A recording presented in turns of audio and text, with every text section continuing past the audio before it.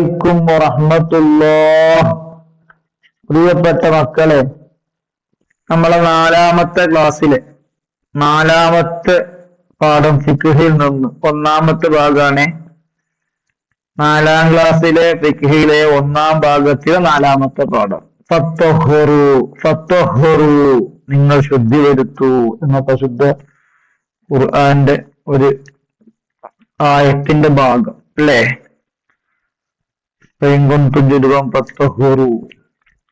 ഒരു ചെറിയ കഥയിലൂടെ പോകാം നമുക്ക്. അമീനെ, നിന്റെ കാലിൽ ചെളിയുണ്ടല്ലോ. കുളിക്കുമ്പോൾ കാല് തേച്ചുരച്ചു കഴുകിയില്ലായിരുന്നോ? തേച്ചുരച്ച് കഴുകിയില്ലായിരുന്നോ? ഉസ്താദ് ചോദിച്ചു. അമീൻ, എന്റെ ശ്രദ്ധയിൽ പെട്ടില്ല ഉസ്താദേ. കാലിലെ ചളി ഓൻ കുളിച്ചപ്പോ ശ്രദ്ധിച്ചിട്ടില്ല, പെട്ടെന്ന് കുളിച്ചതാണ്. നല്ല കുട്ടിയാണ് അമീൻ. അവൻ ബാത്റൂമിൽ പോയി കാല് കഴുകി വന്നു. അവൻ തിരിച്ചു വന്നപ്പോ ഉസ്താദ് ക്ലാസ് തുടരുക. ഉസ്താദ്, നമ്മൾ എല്ലാ സമയത്തും വൃത്തിയുള്ളവരാവണം. വൃത്തിയുള്ളവരെ അല്ലാഹു തആലയും റസൂൽ സല്ലല്ലാഹു അലൈഹി വസല്ലമയും ഇഷ്ടപ്പെടും. കൈകാലുകളും തലയും തേച്ചുരച്ച് കഴുകണം. നഖത്തിനടിയിലുള്ള ചെളി നീക്കണം. കുളിക്കുമ്പോഴേ ഒക്കെ ശ്രദ്ധിക്കണം. കുളിക്ക് ചില ഫർളുകളും സുന്നത്തുകളും ഉണ്ട്. കുളിക്കുമ്പോൾ അതെല്ലാം നീ പാലിക്കാറുണ്ടോ? കുളി എന്ന് പറഞ്ഞാല് ഒരു സുന്നത്തും ഫർളൊക്കെ ഉണ്ട്.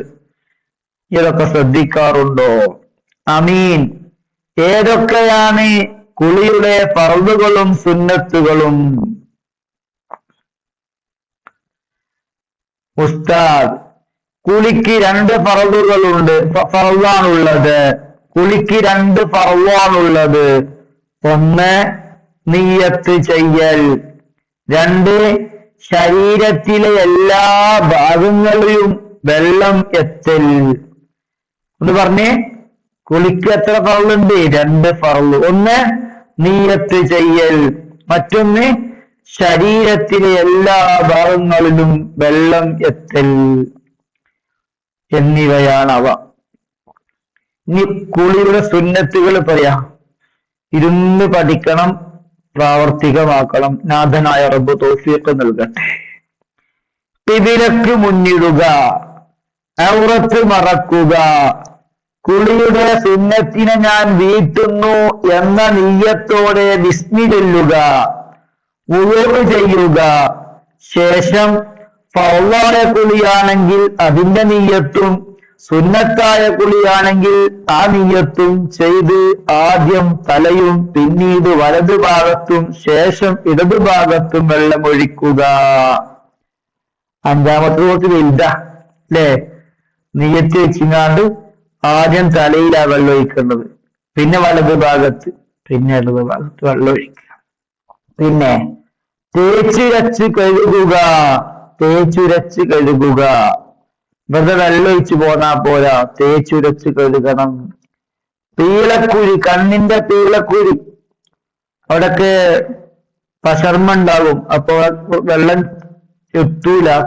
അതുപോലെ പീളക്കുഴി, കണ്ണിന്റെ പീളക്കുഴി, മടമ്പ്, കാലിന്റെ മടമ്പ് തുടങ്ങിയ സ്ഥലങ്ങളും പൊക്കിൾ, ചെവി, ചുളിഞ്ഞ സ്ഥലങ്ങൾ എന്നിവയും സൂക്ഷിച്ചു കഴുകുക.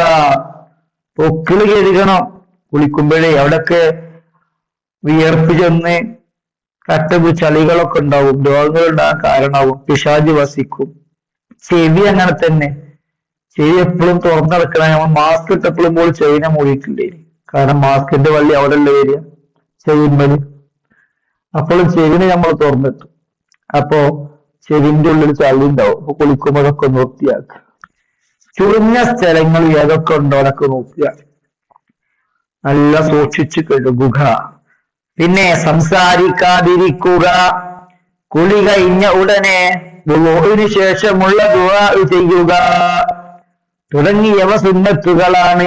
ദുആ അഷ്ഹദു അൻ ലാ ഇലാഹ ഇല്ലല്ലാഹു വഹ്ദഹു ലാ ശരീക ലഹു وأشهد أن محمدا عبده ورسوله اللهم اجعلني من التوابين واجعلني من المتطهرين واجعلني من عبادك الصالحين سبحانك اللهم وبحمدك أشهد أن لا إله إلا أنت أستغفرك وأتوب إليك وصلى الله على سيدنا محمد وعلى آله وصحبه وسلم. ചെല്ലണം. വലിയ മഹത്തുള്ള ദിക്റ. പൊന്നാര മക്കളെ, ആ ദിക്റ് പതിവായി ചെല്ലാൻ ഭാഗ്യം ലഭിച്ചാൽ നിങ്ങൾക്ക് സ്വർഗത്തിന്റെ 8 കവാടങ്ങളും തുറന്നു തരും പടച്ച റബ്ബ്. ഇഷ്ടമുള്ള കവാടത്തിൽ കൂടി സ്വർഗത്തിൽ കടക്കാൻ കഴിയും. അതുകൊണ്ട് അവസരം തരുമോ അള്ളാഹുവിനോട് ചോദിച്ചു വാങ്ങണം. പഠിച്ചോണ്ട് മാത്രം കാര്യമല്ല, നിർബന്ധമായി പഠിക്കുക, ചൊല്ലുമെന്ന് വാശി പിടിക്കുക. ചെറുപ്പത്തിലെ ശീലം ചുടല് വരെ ഉണ്ടാവും, മരിക്കുന്നത് വരെ ഉണ്ടാവും. അമീൻ. അമീൻ ചോദ്യം, കുളിയുടെ നിയ്യത്ത് എങ്ങനെയാണ്? കുളിയുടെ നിയ്യത്ത് എങ്ങനെയാണ്? 2 കുളിയില്ലേ, ഒന്ന് സുന്നത്തായ കുളി, ഒന്ന് ഫർളായ കുളി. ഉസ്താദ് ആദ്യം അമീന് വേണ്ട കുളി പറഞ്ഞു കൊടുക്കുകയാണ്.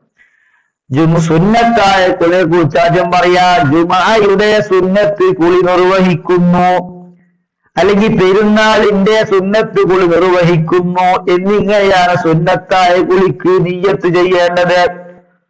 നമ്മൾ നിയ്യത്ത് വെക്കേണ്ട സ്ഥലമെത്തുമ്പോൾ ജുമുഅന്റെ സുന്നത്ത് കുളി കുളിക്കുന്നു, അതല്ലെങ്കിൽ പെരുന്നാളിന്റെ സുന്നത്ത് കുളി കുളിക്കുന്നു എന്ന് നിയ്യത്ത് വെക്കുക. എന്നാൽ നിർബന്ധമായ കുളിയാണെങ്കിൽ ഫർളായ കുളി നിർവഹിക്കുന്നു എന്നാണ് നിയ്യത്ത് ചെയ്യേണ്ടത്.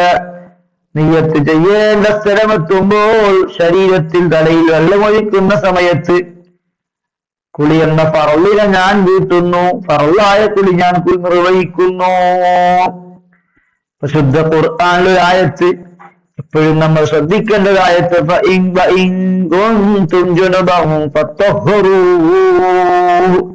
നിങ്ങൾ ജനാപത്തുകാരാണെങ്കിൽ കുളിച്ചു ശുദ്ധിയാവുക. നിങ്ങൾ ജനാപത്തുകാരാണെങ്കിൽ, വലിയ ശുദ്ധിയുള്ളവരാണെങ്കിൽ കുളിച്ചു ശുദ്ധിയാവുക. കുളിക്ക് പകരം കുളി തന്നെ. വുളൂഇന് പകരം തയമ്മുമുണ്ട്, കുളിക്ക് പകരം തയമ്മുമില്ല. കുളിക്ക് പകരം കുളി തന്നെ. അല്ലാഹു നീ ഖബൂലാക്കണേ അല്ലാഹ്.